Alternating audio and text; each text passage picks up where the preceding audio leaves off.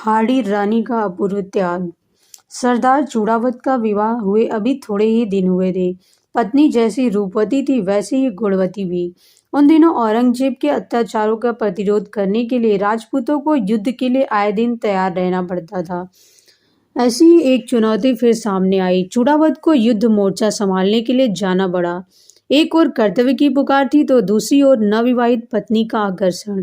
सरदार का मन दोनों ओर डोलने लगा, युद्ध में जाए या नहीं, पत्नी को छोड़े या नहीं। और इस तरह दुविधा में पड़े सरदार चूड़ावत कोई निर्णय न कर पाए। उन्हें चिंतातुर देखकर रानी ने पूछा तो सरदार ने अपनी अंतर्व्यथा कह सुनाई। हाड़ी रानी गंभीर हो गई। उसने सोचा, यदि मेरे आकर्षण से पति अपने कर्तव्य पथ से विचलित होते हैं तो मेरा न रहना ही देश और धर्म के लिए हितकर सिद्ध होगा। मुझे अपना बलिदान करके पति की द्विधा मिटा देनी चाहिए, जिससे वे एकाग्रचित्त अपने कर्तव्य का पालन कर सके। रानी ने बड़े वेग से एक हाथ में तलवार और दूसरे में अपने बाल पकड़कर वार किया और उसका मुंड सरदार की गोद में उछलने लगा।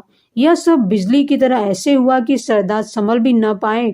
कर्तव्य पथ से विचलित न होने देने के लिए जो स्त्रियां आत्मबल से भरी होती हैं, उनके पतियों द्वारा कायरता अपनाना संभव नहीं होता। चूड़ावत की दुविधा अब मिट चुकी थी। वे घोड़े पर सवार होकर युद्ध क्षेत्र की ओर बढ़े।